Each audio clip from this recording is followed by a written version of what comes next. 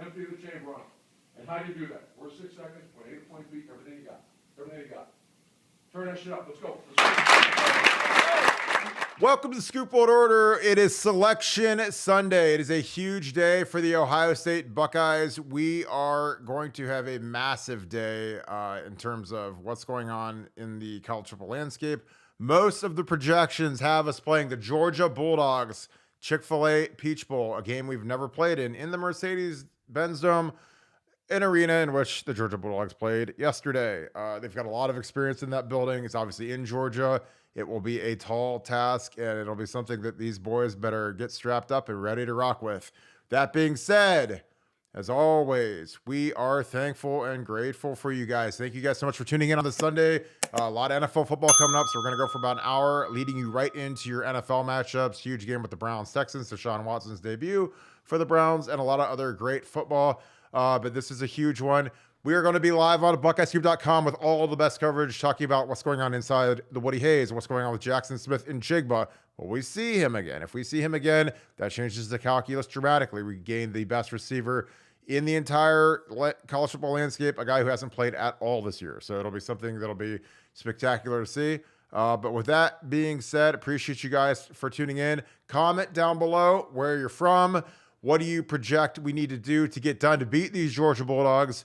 And log on to BuckeyesCube.com. It is the home of all the insider information you're going to want to know about over the next 27 or so days before we strap it up in Atlanta versus the Georgia Bulldogs. That being said, going to bring in my good friend at Nevada. Buck, Nevada, how are you today? I'm doing great. But it's how things change from a week ago. It was all despair and gloom and doom. And now we're on the verge of finding out, are we 3, are we 4, who are we playing? So it's a great day, exciting time to be a Buckeye, and let's go. I can't wait. What there are a lot of people that are clamoring for a rematch. I personally think a rematch would be fantastic. What are your thoughts on us getting Georgia in Atlanta? Obviously, that is a tremendous task, just because we have we've got a lot going on. It's going to be a big one, but I think it's just going to be tough because Georgia's they are the monsters now. They're the squad that is going to be a massive deal. What are your thoughts on Georgia? We watched them yesterday just destroy LSU. They're a different animal. What are your thoughts on Georgia? Well, let's talk about the kind of the seeding and where Ohio State is, where they should be, and who their opponents are. And I've always maintained that if TCU lost, that they should drop, and I'm still of that opinion. Now, do I think that's going to happen? I don't think that's going to happen. Whenever things start leaking out via ESPN, you have to take one, or you have to, you get the sense that they know. Last night I just, I was asked, gun to my head, how do I think it's going to come down? And I said, Georgia, Michigan, TCU, Ohio State. But, I'm still not, I don't understand, what the committee's thinking and what would make TCU such an obvious pick for number 3. Ohio State's got a better win. Ohio State's got a better loss, even though it was by more points. It's how many points do you think TCU would lose if they played to Michigan? That's the question. TCU is not very good. And for years and years and years, we heard about the game control metric and how that was so important to these committee members. And Ohio State's dominated most of their games this year, where TCU's had 6 games come down to 1 score. One of their 12 games was against Tarleton State, who's an FCS opponent. So I think you can make a lot of good arguments why Ohio State should be 3 and why we should get that rematch with Michigan in the semifinal. But alas, I don't think it's happening. But you never know until they announce it. Stranger things have happened. I'd say it's probably 90% chance we're getting Georgia. You have to play Georgia to win the national championship anyway. So it's not like a frightening concept.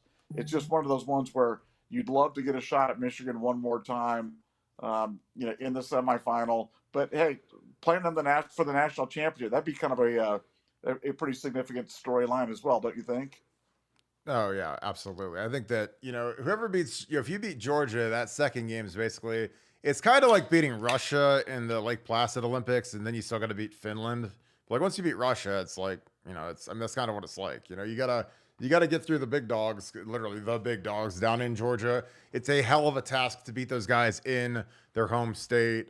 Again, when I was a senior, I'm not going to go back to Never Neverland and remember one time, but it's just like played LSU in Louisiana. We weren't as good as they were, and playing down there, it's a huge task. Like, I mean, was that the deciding factor? No, we just played like shit. But, it doesn't help when the building's 80-20 Louisiana people. You're in Louisiana.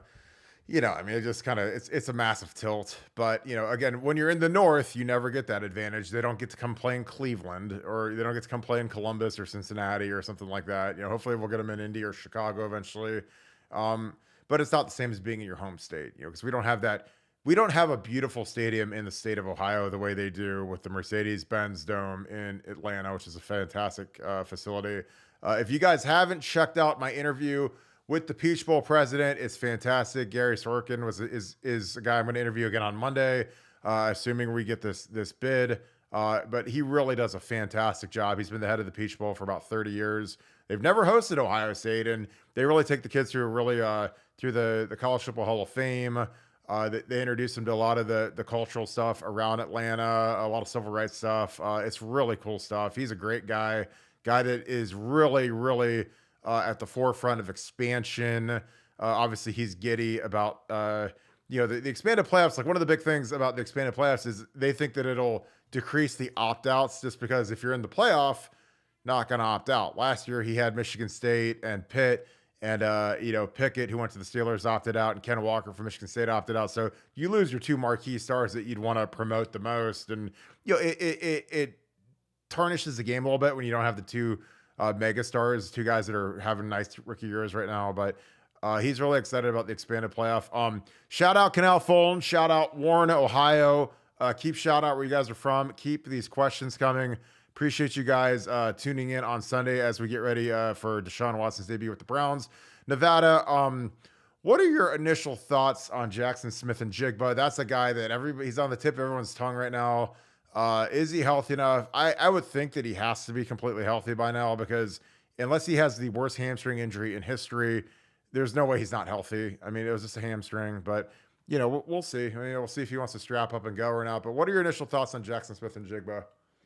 Well, my thoughts on that is that a player, you never like to think that on a football team where you've got so many guys, that one guy could make that much difference. But for Ohio State, he completely changes the complexion of the Ohio State offense. They go from having 1.5 to 2 viable receiving threats to having 2.5 to 3 viable receiving threats. And that changes a lot of the calculus when you're having to defend against Ohio State. And as you mentioned earlier, in my opinion, he's the best, when healthy, he's the best receiver in college football. And, probably, certainly a top 10 pick in the draft. I think right now, let's just call a spade a spade. Right now, he's being advised by his agents that maybe he should just kind of move on and train and get ready for the combine and kind of move on to the next phase.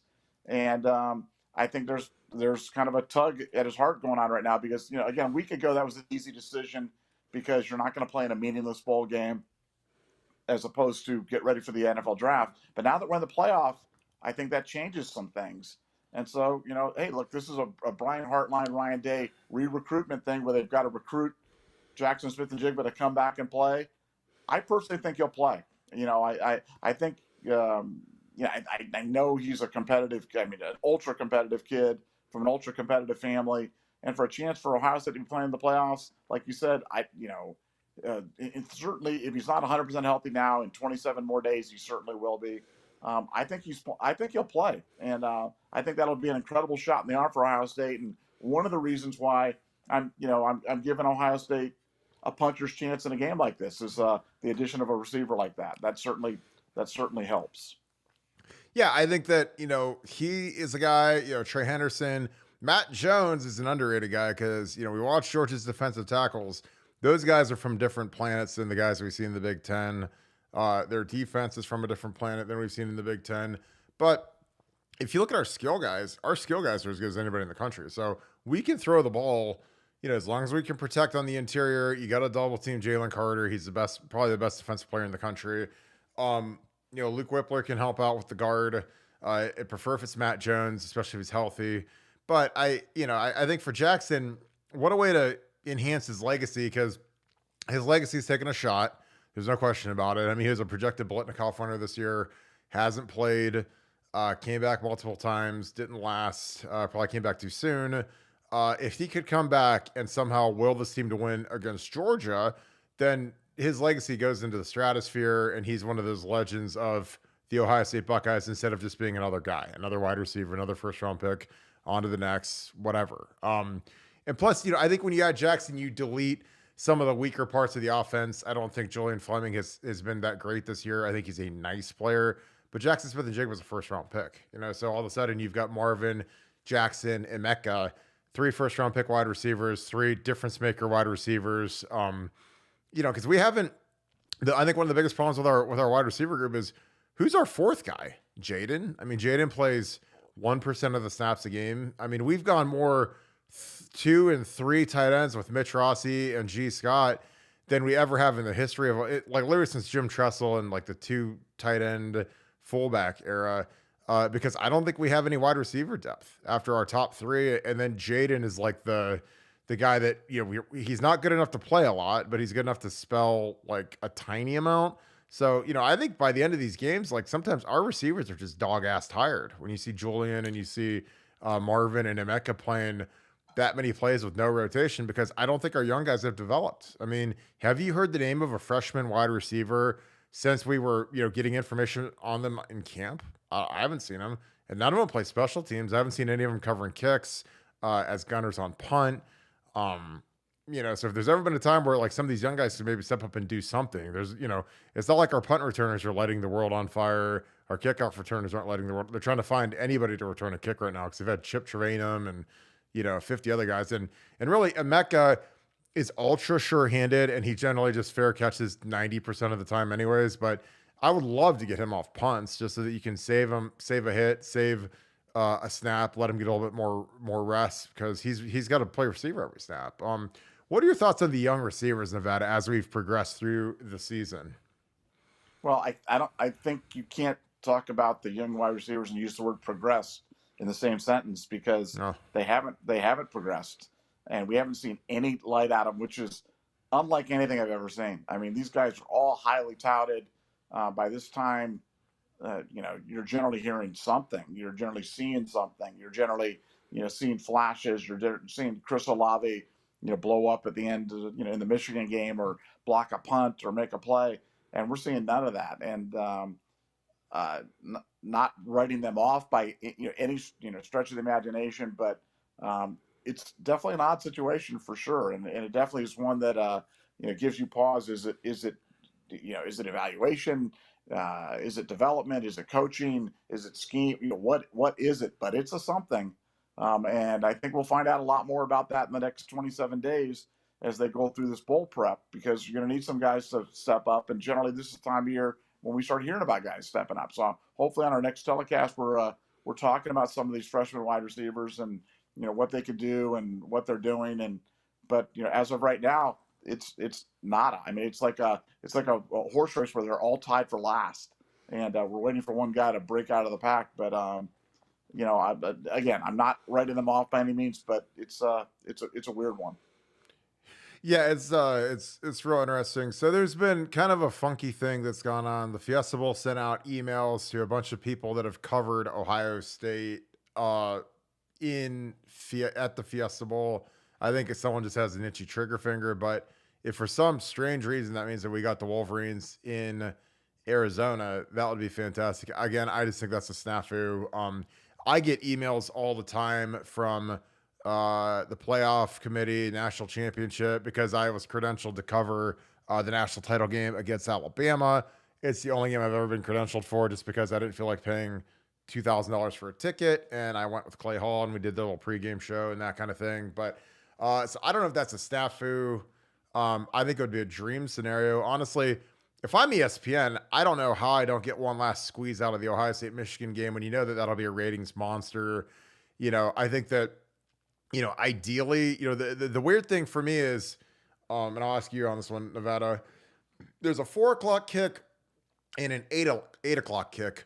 Which game, if you assume that it's chalk and it's Georgia versus Ohio State, Michigan versus TCU, one's in the is West Coast time, Pacific time, one is East Coast time. Which game would you put in which slot? Would you put the bigger draw of Georgia Ohio State at 8, or do you put the West Coast game at 8? So that's something I was thinking about earlier, and I was like, you think you put Ohio State Georgia at 8 like they did with Alabama Ohio State in 14. But what were your thoughts initially beyond that as we march into the announcement? The announcement's going to start in about 5 minutes, so we'll be updating it live on here. Well, typically, the higher seed game goes first. You know what I'm saying? And the theory is, I mean, even though it's the game's not for a week after that they get more rest, or they get the advantage of being able to play their game and then watch the next game, and that's typically how those things go. So that's what my natural inclination would go, but with this, who knows? But back to your point about the Ohio State Fiesta Bowl option, and back to when we were talking about originally about it. I mean, I guess the question is, does the committee really want to set up a potential where there would be an all Big Ten championship game, which would seem like that would kind of limit the geographic interest of it? And two, would they really want to miss out on an Ohio State Michigan 2, which would be just unprecedented? I mean, if I'm the broadcasters and I have a chance at having an Ohio State Michigan 2, I'm doing everything in my power to arrange for that game to happen. And the one way they can arrange for that game to happen is put Ohio State at 3 and put TCU at 4. Now, again, not saying that's going to happen, not even thinking that's a likely outcome, but boy, from a financial standpoint, that would make so much sense. But like I said, we'll know shortly if somebody's got an itchy trigger finger with the Fiesta Bowl, or if there's more to it than that. Yeah, I think if you're a college football fan, you want to see the rematch, the Ohio State Michigan rematch, and then you also want to see the winner play Georgia. Because TCU is going to lose regardless of who they play against. TCU is not very good. They proved it yesterday. They lost to K-State. They had everything on the line to win the Big 12. They didn't get it done. I think every team dreams that they would get to play TCU, but I think that I think that the compelling match would be Ohio State Michigan. I think it would make our fan base excited. I think that the ticket prices would probably set an all-time record for a bowl playoff game. Just because I think Ohio State our fans love the desert. They love Tempe. They drink every bar dry. They fill up every hotel. They fly to Vegas for 2 days beforehand, and they go there and party. And so it's just like, that's where everybody wants to go, and it's like, I mean, I get TCU. TCU's like a cute little program, but they don't have the blue collar A+ appeal of Ohio State, Michigan. So let them go play Georgia. Let them get waxed, and then we go from there. So this is getting ready to start up. Well, go ahead. The other thing, Kirk, is, I mean, if you watch the TCU Kansas State game, the game went to overtime. They were down by 11, and Kansas State muffed a punt, got them back in the game. I mean, if it's not for that muff punt, they might lose that game by 3 touchdowns. I mean, they were out of the game. So it was like, we go back to that whole game control metric. I guess in previous years it's meant everything, and this year what the committee would have to say is game control means absolutely nothing this year. It means nothing. It doesn't matter if you win all your games. All it matters is your worst loss. Doesn't even matter how you did. Just how many points did you lose that game by? That's what it would come down to, because that's the only way you can rationalize putting TCU in over us. TCU is not a conference champion. TCU doesn't have a better record. TCU, I mean, none of it makes any sense to me. But we'll see soon enough. Do we have any questions? And I see tons and tons of people. Or do we have any questions in there that they people? Yeah, want answered? let me dig through these. Guys, shout out where you're from. Guys, bang that like button. There's about 250 you guys in here. Appreciate you guys. Click on that like button. That means a lot for this video. Helps us out a lot. This is a great one. Nevada, how do you think Deion Sanders is going to do at Colorado? Boy, I think he'll generate a lot of excitement. I'm not sold on Deion as a coach. Obviously, he can recruit. We'll see. I think that if coaching was easy, and if all required to be a coach was, hey, just be an ex-player and you'll be a great coach, then there'd be more ex-player great coaches. And the reality is, it's very different skill sets. I'm trying to think about how many ex-great players have just kind of walked in and been great college football coaches, and it's not a real long list. So I would say the odds are against him. I'm probably not as excited about it as some people, but we'll see. Maybe Coach Prime gets it done there. It's a beautiful place to do it. I can tell you that. Boulder, it doesn't get any more picturesque than Boulder, Colorado, and I'm sure he'll have a good time, and I'm sure he'll recruit well. But we'll see if he can coach. Yeah, I love Boulder. My in-laws lived there. I used to get a one game every year. I actually saw Darnold play there when he was at SC a few years ago. Probably the best looking, like the prettiest environment of a stadium, probably outside of the Rose Bowl in the country. Stadium's all brick. It's just beautiful. And the funny thing is, like, there's just no expectations there. So it's not like Ohio State. People aren't worried. People aren't scared. People aren't whatever. So it's a little bit different than the normal atmosphere of Ohio State, where it's not just winning. It's, did we win by enough? Did we play perfect? So it's a little different. Guys, keep shouting out where you're from. Appreciate you guys. Give me some more questions. I'm looking up and down here. I see Cleveland. I see Michigan. I see people from all over the place. I love it. We're rolling right into the countdown show. It's supposed to kick off at noon. It looks like it's getting ready to roll. I got to switch my channel here. I have it on and they're doing fantasy football, which isn't what we need. All right, let's go. The selection show. But yeah, this is gonna be interesting. Keep questions coming to stay away from Keenan Bailey. Everybody loves Keenan Bailey. It's like the best part about Keenan Bailey is he's never actually had to coach, so people can't hate him until he actually has to coach, and then they can start hating you.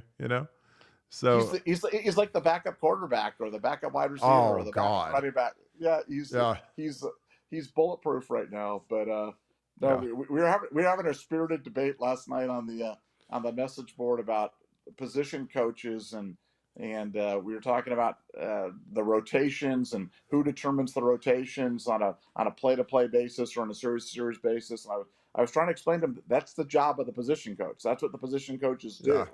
And because you've been on the sideline as a coach, as a player, you've seen the chaos that goes on there, and you know how hard it is to even figure out who's going on the field, who's not on the field, and who's like the idea that Ryan Day would be dictating that on a play-to-play basis. I'm like, his head would explode. I mean, I know he likes to micromanage, but even Ryan can't get down to that level of detail, I don't think. So here's a big one. Does Jim Harbaugh bail to the NFL? I've always thought he would. I think that's where he wants to be. I think I don't think he wanted to leave with dishonor, even though I think he would have left with dishonor. But now he can say, boy, I got Michigan back to where they need to be, and now I can go take that Indianapolis job. You've got Jeff Saturday there, who's kind of the interim placeholder, and let me step in and take that job. Ursay and I are close. We're both weirdos.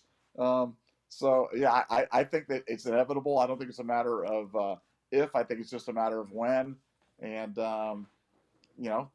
Harbaugh coached the team to a Super Bowl, so I've never discounted his ability to coach. I just think he's a very strange person, and certainly not somebody that I'd want as a representative of our university. But he can coach, make no mistake. No, I totally agree. I think that you don't have to be some sort of dapper, smooth guy to be a coach. I actually would rather my coach be kind of weird, kind of a curmudgeon. You look at Belichick, Parcells, Popovich. Like, those guys are all just weird dudes, kind of doing their thing. So we've got, it's interesting. They have five reporters all across. You can kind of see who's the most prestigious. They got Laura Rutledge in Georgia because they'll be the 1 seed, and then they kind of spread them out.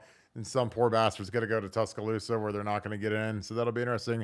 Appreciate that like button, guys. Thomas Knowles, I assume you're not Jim Knowles' brother, but if you are, that's amazing. Look at this.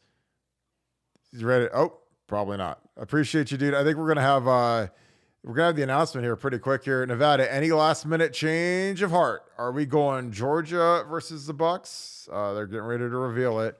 I Um, think I think it's Georgia. I think Ohio State's going to open as a 6.5 point underdog. I think that game will get bet up. I think Ohio State will probably end up going into the game at like a 7.5, 8.5 point underdog to Georgia. That's what I think is going to happen.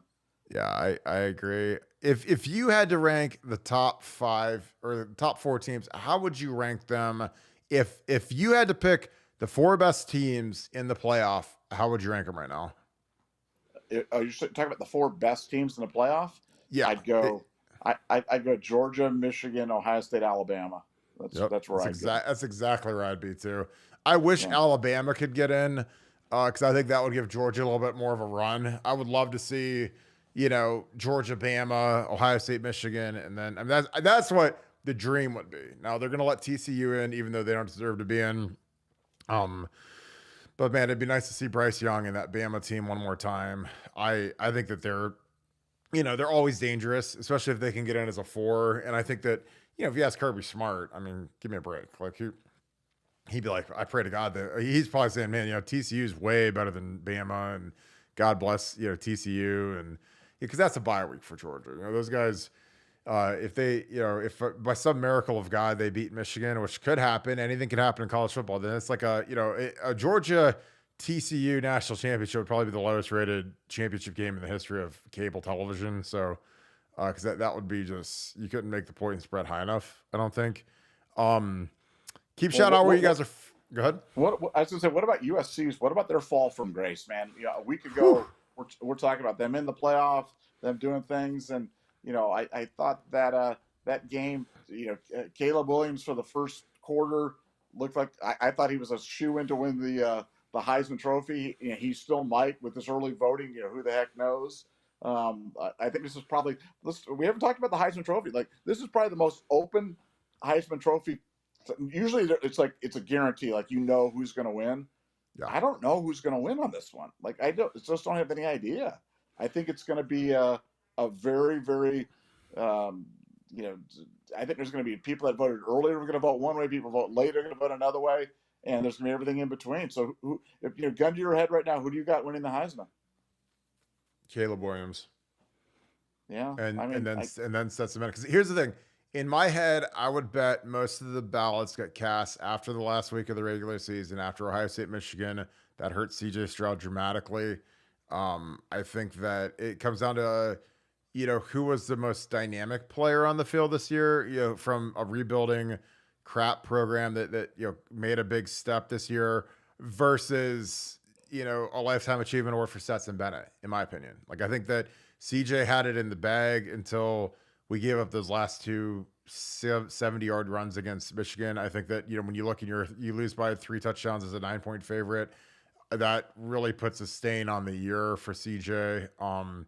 And these guys, it's media guys. They're lazy inherently. They're not going to wait around to the last second. So they probably mailed it in for Caleb Williams, and if not, I'd say Stetson Bennett. But I mean, if you best player in the best team, it's I don't think Stetson Bennett's the best player on his team, but he might be the most valuable player on his team because that team really gravitates to him. It's weird because they've got Ladd McConkey, who's a 3-star nobody, and they have a walk-on quarterback, and they're 2 of the best leaders on the team, 2 of the best players on the team. They're 2 guys that probably have no NFL futures, and but they're going to be on the big stage. Like, those are guys that are going to they're the straws that stir the drink for Georgia, and I'm telling you, like, those guys play hard. It's weird because you have Georgia, the most talented roster in college football, bar none, and they're led by a walk-on who nobody wanted. And Georgia didn't even want. They sent him to community college after a year and had him play scout team, and the guy stuck around. And but he's just a nasty, tough dude. Like, and they gravitate to that. And he's he's not ultra talented. He's not Caleb. He's not CJ. But I mean, he might be a 2-time national champion in a month. So we're gonna find out a lot about that. But if you make me ask about it, I mean, it's him or Caleb at this point, in my opinion. And I think Caleb, it's a good lesson to these guys. I mean, you better hydrate, you better stretch, because he pulled his hamstring, running. And if he doesn't pull his hamstring, they might have won that game. And people say, oh, well, is he worth 3 touchdowns? I'm like, well, when all of a sudden he's stuck in the pocket and he can't move, then, I just, he's a different player. When you take away the dynamic ability to run and scramble like he had, then he's just a guy, you know. So, who do you pick to win? Well, I think I'd probably have to go with Caleb, but I want to give a shout out to a guy who's not going to win the Heisman.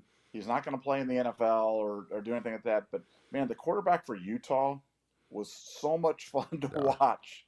I mean, that guy is just, again, like, to me, that's when we get these discussions about college football quarterbacks and the difference between them and pro prospects. Like, I know Ohio State does a great job of identifying pro prospects, and we got the prototypical pro prospect thrower type of quarterback. Look, I'm a college football fan. I don't care how good this guy's going to play for the Atlanta Falcons or the Chicago Bears or for the Philadelphia Eagles. What I care about how they're going to play for Ohio State. Can they beat Michigan?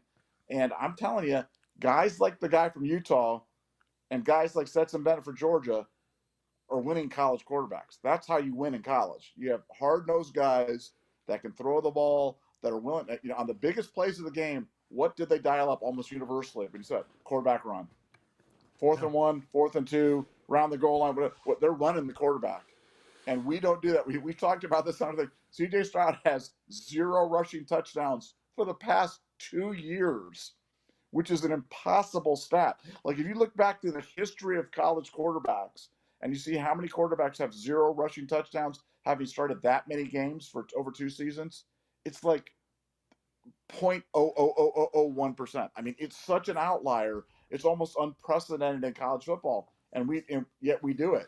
And not only do we do it, we defend it and we celebrate it. And I'm like, something, we need to get back to having a college prospect quarterback, a guy that can win at the college level, and that includes being able to run, being willing to run, and incorporating a certain amount of run into that offense. And I think that's one of the things that scares me about Georgia.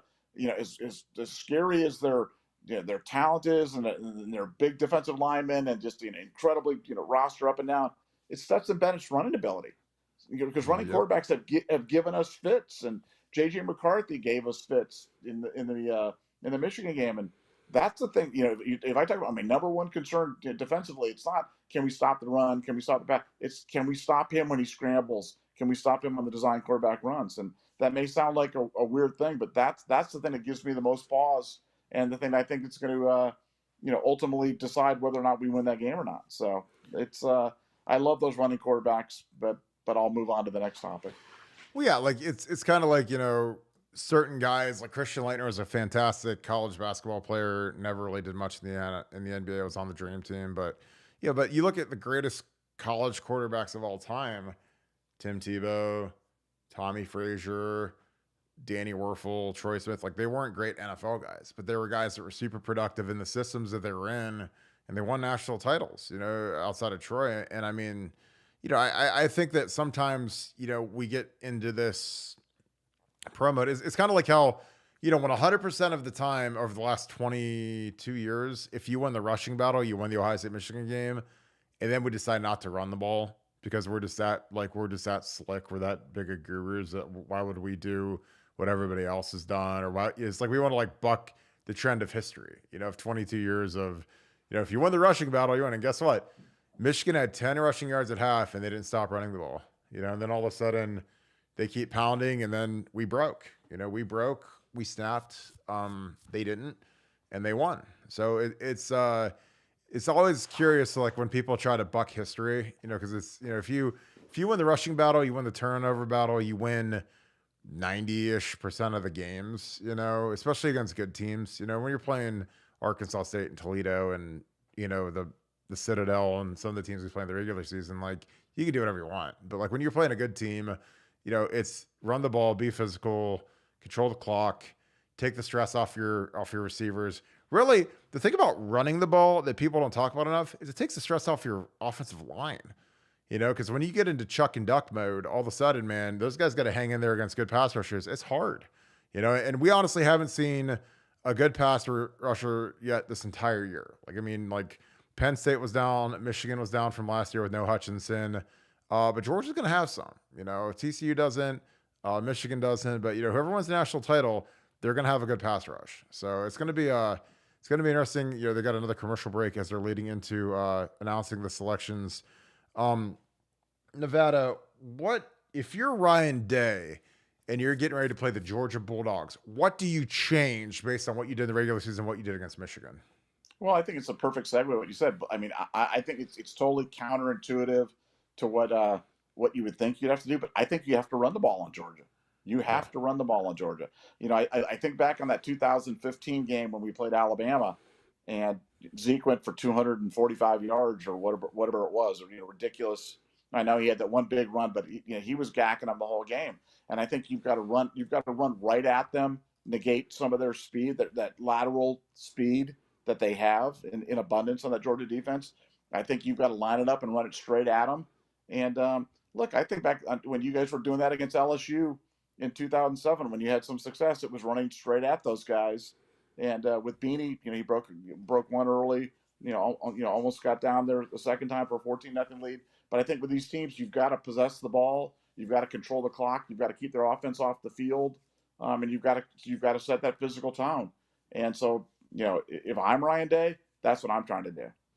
There aren't any easy paths to beating Georgia. There's no magic elixir. There's no, hey, let's just do this. We're better than they are. This isn't Tarleton State that we're playing here. This is Georgia. But that's what I would do. I would play fast. I would run tempo, try to tire those guys out, and I would go with a direct rushing attack, and I'd stick with it. I wouldn't abandon it. And when I'm passing, I would try to roll out, get out of the pocket, try to stay out of those obvious passing situations where you're sitting duck. I wouldn't be running all those long handoff bubble screens. I'd run a lot of jet sweep action. You're going to try to get the ball to the outside. I'd try to get the ball outside directly. I wouldn't have these slow developing plays because I think slow developing plays are what the Georgia defense eats up because their guys are so athletic. They run so well sideline to sideline. I think you got to go right at them. So that's my recipe for trying to keep the game close and try to steal it in the fourth quarter. Yeah.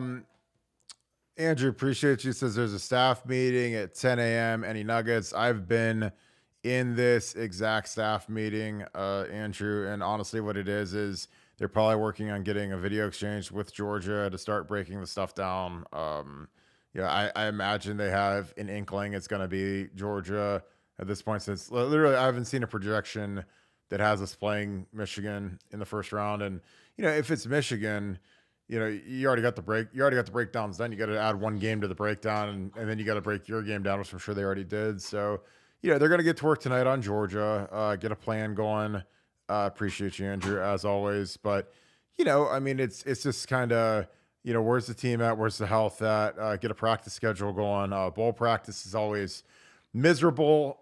Bowl practice is something it's always tough because it's kind of like you go back to training camp, and you got to get the screws put back to these guys because they've been off for a couple weeks, and you got to get them in shape, and you got to get them ready to go. And for the young guys that haven't played at all, it's time to you got to kick their asses around a little bit and see what you got, because some of these guys they haven't done anything except play scout team, and you got to actually have them do some live scrimmaging to see if they've progressed, how much better they can be, kind of get a little inkling in the back of your head in terms of, what are you going to do for a spring depth chart? And you got to talk to some of these kids at the bottom of the roster about if they're going to leave or if they need to leave. That's the other thing is this is portal season. Some of these kids, it'll be interesting since we're in the playoff, if they take off, because if you take off, I don't believe you deserve any type of, if we would win the national championship, I don't think you deserve a ring. But if you're a portal kid, you also are going to risk getting injured in practice. So there's kind of that little silly thing that you have to deal with kids. It looks like they're getting really close to announcing these rankings. It keeps saying coming up. So if you're watching ESPN, it's Galloway, Herb Street, Pollock, the normal crew, Jesse Palmer, and Reese Davis. But I think people underestimate. They always talk about spring ball and fall camp, but it really is a huge deal to get into winter ball. I used to call it, bowl practice, because those are some of the hardest practices of the year. Because you're getting ready to play a big time opponent. You got to kind of beat the Thanksgiving and beat the Christmas out of these kids, and get them ready to go to war. And it's a balance, because some of these guys are beat up, but You also have to get the conditioning up, and you can't take it too easy on them, despite the fact that they've played. Looks like they are revealing everything now. I imagine they're going to start with 6 through 5. The Georgia Bulldogs are number 1 as projected. Number 2, I'm sure, will be the Michigan Wolverines.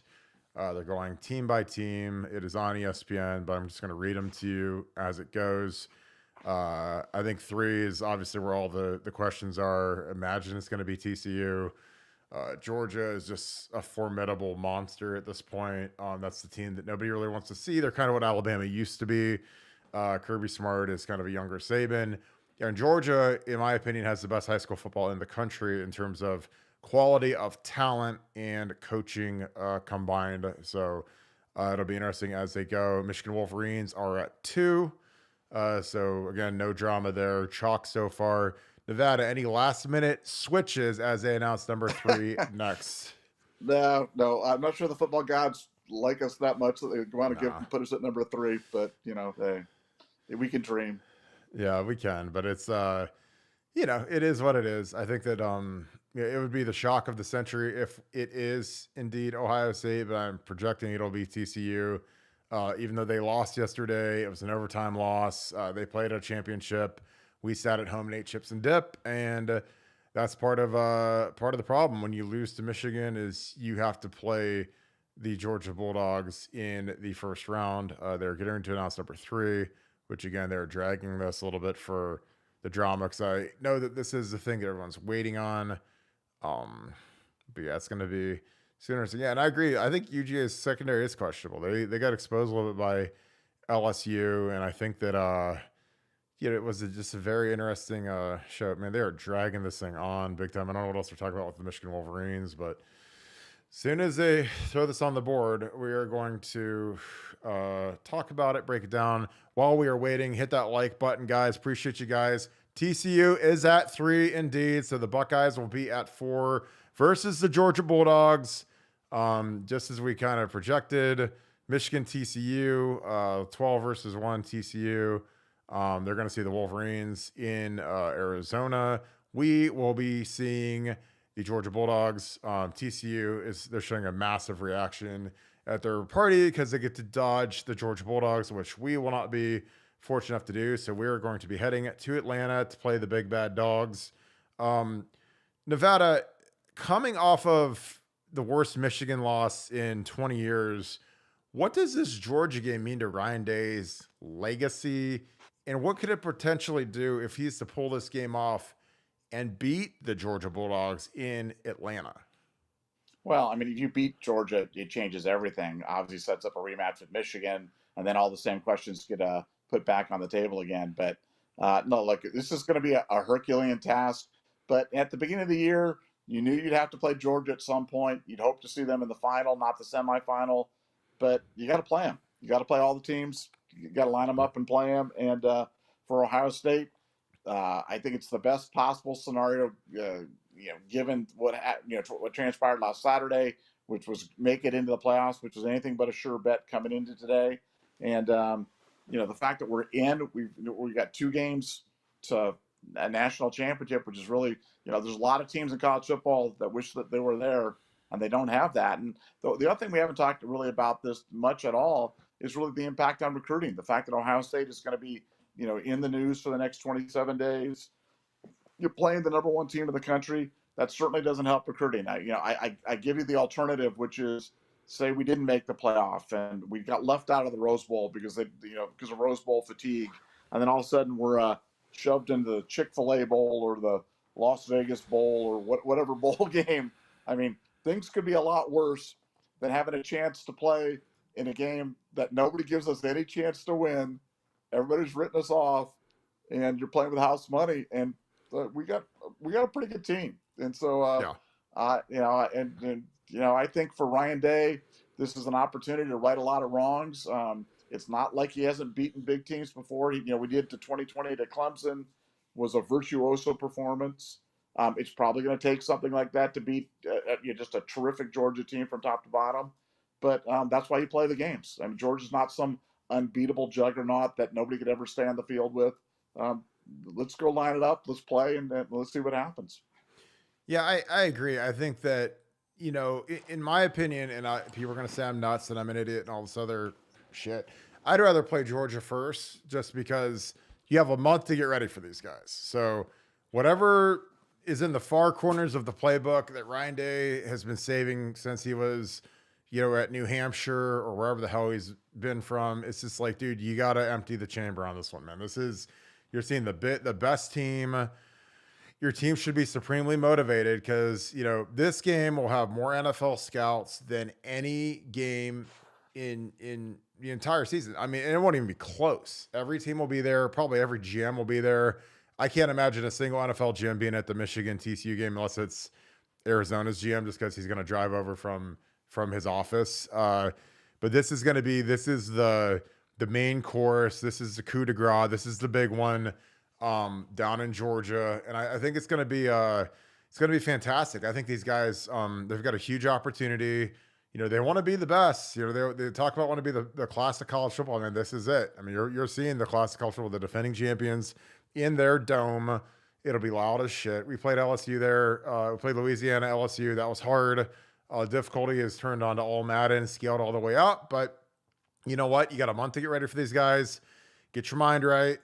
I like our guys. I think that, the one good thing about a loss is I think that it helps you recalibrate and realize, hey, we got to get our shit in gear. We got to get back in order, get going again. And that's something that, when you're undefeated, sometimes you can walk into a fist fight and think you're better than you are. But when you lose the way we lost, like, it's easy to get refocused because these guys got a real chance to win a national title. You win this first one, you're either going to see your rival or you're going to see TCU by some miracle. So, if you want a chance at Michigan, you got to get through Georgia. If you want to right the wrongs, you got to get through Georgia. And can we get through Georgia? Yeah. Like you go down the list, like on paper, we have a better quarterback in terms of NFL drafts and all that other jazz. Now, Stetson Bennett's got a ring. He's tough as nails. Team rallies around him. But CJ's, projected top 10, 15 pick. I think our receivers are better. I think our line, when they're on, can hang in there and kind of stem the tide a little bit against Georgia's D-line. I don't think it's an overwhelming disadvantage. And let's be real, like DeJuan and Paris and Luke, these guys are playing for NFL draft status. So they're going to be locked in, man, because they're going to see the best guys that they've seen in 2 years on that field. It'd be interesting to see who's back. If Trey Henderson can knuckle up and play a little bit. If Mayan can heal up a little bit, I think that a month is gonna help the Bucks. Georgia had to play a physical game yesterday against LSU. We had the time off. These guys, and again, and the ultimate wild card is Jaxon Smith-Njigba want to show up for work and play this week, and that'll be interesting. But Nevada, your thoughts? We got the Bulldogs as we projected. What are your thoughts on this game? Well, like I said, huge task, but let's just dream for just a second. Can you imagine if we beat Georgia and played Michigan for the national championship? Can you imagine what the demand, the ticket demand, the viewership demand, the hype leading up to that game? I mean, I think it's not hyperbole to say that would be the biggest game in the history of college football.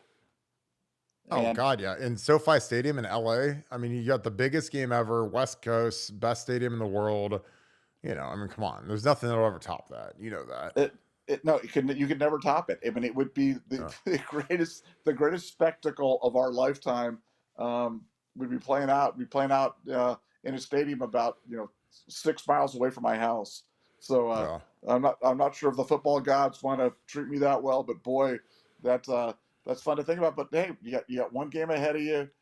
I think for Ohio State, Ohio State at the end of the year was really banged up, really missing some guys. I think it can make a difference. In Georgia, look, we have nothing to lose. We're going to be under. Ohio State traditionally as an underdog has done really well. They've generally exceeded expectations as an underdog, and it doesn't happen often. But Ohio State's going to come to this game disrespected. Nobody's expecting them to win. Everybody's kind of anointing Georgia the national champion already, and I love the position that puts our guys in because it takes the pressure. You're not as tight, and football's a funny game. A bounce, a bit of luck, a key penalty here, a turnover here, a special teams play there. games can change, and at that point, line them up and play the game. I'm really excited, and I'm really excited to the drama about the Jaxon Smith-Njigba thing. Man, that's the key thing, fans. Watch that one to see how good of a job Day does in terms of recruiting him back into the fold, getting him to play in that game, because I think that could be the key to the upset could be getting him back playing for the Buckeyes, and I really think it might happen. Yeah, I think that's everything. I mean, I think if you get Jaxon Smith-Njigba in and he wants to knuckle up and be part of the Brotherhood, they talk a lot of shit about the Brotherhood and how the Brotherhood's everything, but it's like, you know what? This is where we're going to see what the Brotherhood really is. Are you ready to go? Or do you have the worst hamstring in the history of football? I mean, it's been a long time since we've seen him. It's got another 3.5 weeks to go.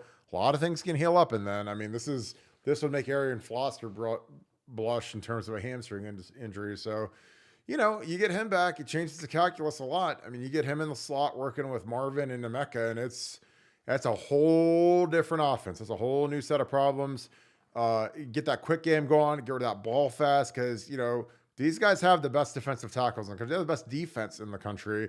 We've never seen a defense like this. Michigan's defense isn't even close to what Georgia's defense is. But, we've been in these scenarios before. Like, we played the Miami Hurricanes. Nobody projected us to win. We played Bama in 2014 when they had Derrick Henry and Amari Cooper. Nobody projected us to win then. But it just comes down to a group of guys believing, and you need some magic. And you know what else you need? You need CJ Stroud to run the ball. Because Cardale Jones against Alabama broke their backs by scrambling.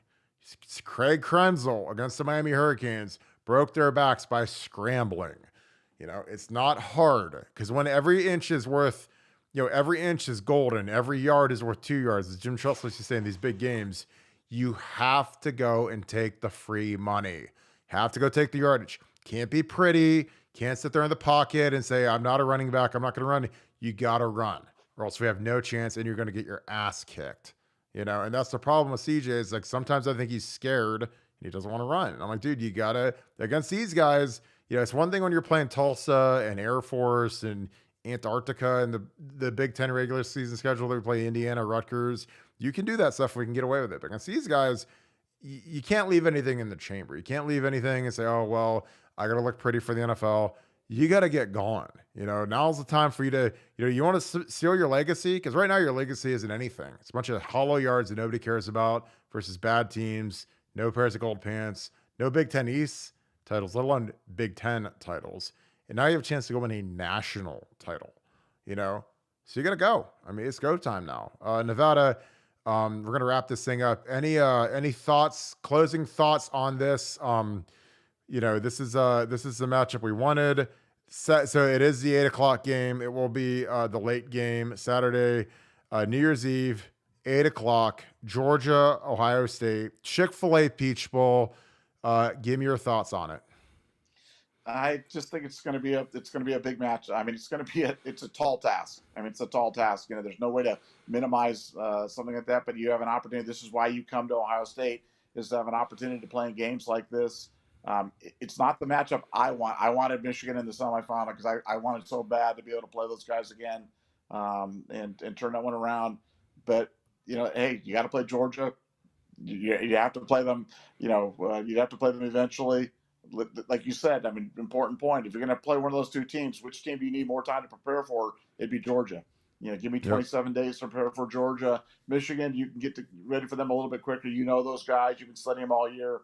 But, hey, let's heap on the disrespect to the Buckeyes. The Buckeyes have got no chance in this game. Georgia's just unbeatable. Not even sure why we're even going. They're going to beat us by 9 touchdowns.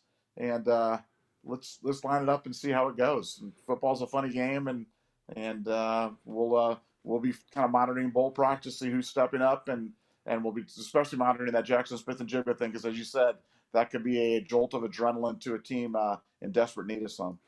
Yeah, I think that's everything. I think if he plays, it changes everything. It's a lot like, we lost Ted Ginn in the first play against Florida, and it changed everything for our offense.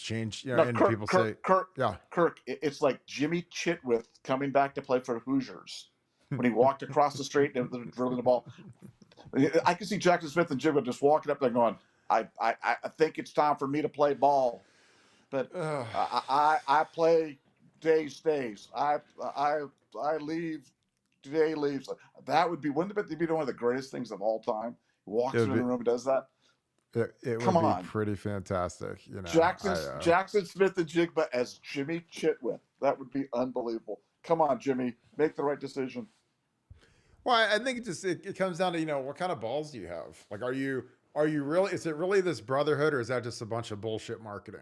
You know, because I've never cared about the brotherhood. I care about the guys that really care about the team, because you might have 100 guys on the team, but their give a shit factor isn't the same as the top tier, as the AJ Hawks and the Schlegels and, you know, the guys that you go out there and die for, because those are the guys you really play for. Because there's some guys that are checked out. There's some guys that are on transfer. Some guys are pouting because they didn't play enough this year. Some guys are just going to, you know, opt out and go to the NFL, whatever. Like, I mean, and that's fine. But, you know, you got to really boil it down to the guys that really, really, really care.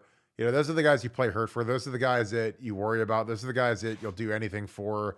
And is Jaxon Smith-Njigba one of those guys? Because I'll tell you what, man, his legacy, nice, great kid, fantastic family, fantastic future. But is he going to strap up and go?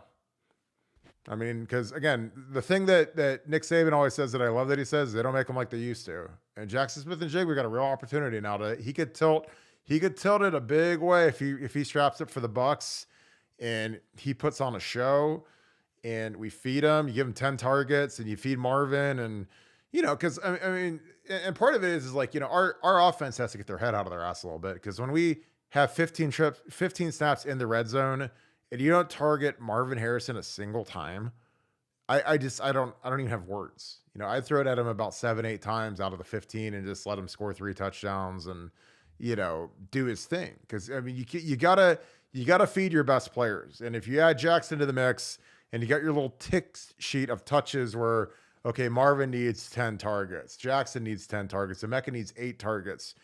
We got to feed Dallin or Trey or whoever our top back 15 times. Cade 5 touches, whatever. Marvin's probably closer to 20 touches, 20 targets. You know, get about 70 plays a game, so you can kind of reverse engineer who's getting the touches. But, you know, I mean, you put Jaxon in the slot next to Marvin and you put Emeka out at the Z. I mean, that's a whole different ball game now. Again, because again, like I lived it with Florida. You delete Ted Ginn, all of a sudden, you know, Gonza's got to go to the X and got to bring in Hartline and bring in Robo. And Roy Hall, none of those guys scare a defense the way Ted Ginn did. Ted Ginn could take the top off the ball. They got to play 2 high safeties, makes the running game a lot easier, which again, that's why he went 7th overall in the draft or 9th or whatever it was when he went to Miami. Those guys knew what the value of a deep threat and a guy that you can't load the box because he'll torch you. It's like Tyreek Hill. You see what Tyreek Hill's done for the Miami Dolphins. That's what Ted was for us. So, yeah, but it's going to be interesting, man, because I'm telling you, like, some of these guys better find it. They better go find that courage and that heart and shoot it up and go. Because, you know, you look at next year, new quarterback, a whole new O-line. We might not be in the playoffs next year. So this might be your last shot to win the big ring for the Buckeyes and cement your legacy. So you better find some heart and some conviction and some courage to go strap up and play this one, because teams counting on you. Buckeye Nation's counting on you. Like, yeah, but really what it really boils down to is the 25 or 35 guys that really give a shit on that team are counting on you. You know, the coaches that really care count on you. The ones that aren't looking for jobs and doing other stuff, you know, and that's not a slight on Kevin Wilson or some of these other guys that have interviewed. That's naturally part of the process. But, you know, you got to strap up and go. You know, I mean, this is it. This isn't Tulsa. This isn't Maryland. This isn't Indiana. Like, this is Georgia. Like, we need everybody. And some of these guys got to, you know, they got to figure out, they got to go look in the mirror and say, okay, I want to just do NIL deals. And then there's some guys that got to say, hey, it's time to go. You know, it's time to be a man and man up and play and strap up and actually earn the real respect of your teammates. Not this bullshit brotherhood talk. Just like add some real respect to your name. You know, go out there and play. And if you get your ass kicked, who cares? You know, what's the worst that can happen? You lose. Well, guess what? Georgia beats fucking everybody they play. You know, so you're just going to be like, you're going to be in a long line of teams like Alabama and everybody else that they've played over the last 2 years that beat them. So, you know, what's the worst that can happen? You lose. Well, it's better than the can't win, don't try mentality that's infected some of these guys that just don't want to go out on the stage and risk being embarrassed. So, Nevada, any final words before we head to the board and we go and kick off NFL Sunday in about 20 minutes? No, just it's going to be a great time to be on the message board. We really appreciate all of our members and, our membership, or these views on these videos, and the listens on our podcast have just been off the chart. I just want to say a thank you to everybody for listening and tuning in. And we're going to keep working hard to get you guys some great inside information. And I guarantee you we'll have the inside information on the Jaxon Smith-Njigba, saga over the next 27 days. So you want that information, we'll see you at BuckeyesScoop.com. Appreciate you guys. Shout out where you're from. Bang that like button. And in the comments, please let me know what we need to do to beat the Georgia Bulldogs. We're going to wrap this thing up. We're going to be on BuckeyesScoop.com. If you enjoyed this podcast, the place to find us, as always, is BuckeyesScoop.com. We're on the message board all day, talking NFL football, talking about bowl practice, talking about the reaction of the team to seeing the big bad Bulldogs down in Georgia. What an opportunity for these guys. It's an opportunity to go kick some ass. Some of these guys, a lot of people are scared. A lot of people don't want to be embarrassed. Hey, man, if you're scared, buy a dog. That's what my grandpa always told me. If you're scared, go buy a dog, because these guys can't be scared, man. You guys want to be the big bad wolf. Well, the big bad wolf's at the door now, and you better go get your 30-06 and go blow a hole through his head, and let's see what's up. All right. So appreciate you guys as always. We'll be on BuckeyesScoop.com. If you have not subscribed, you need to. It is fantastic. What a month it's going to be. Great Christmas gift. Probably the best Christmas gift you could buy anybody who is a Buckeye fan, a Buckeye supporter. Thank you to our community. You guys are the best in the business. Great people, smart people. Some of the highest up people at Ohio State pay to be a part of this community. So that tells you all you need to know. Appreciate you guys. I hope you guys have a great Sunday. Go Bucks. Beat the Bulldogs. Thank you, Buckeye Nation. Especially thank you to you, Scoop family. You guys have a great day. Bang that like button. Go Bucks.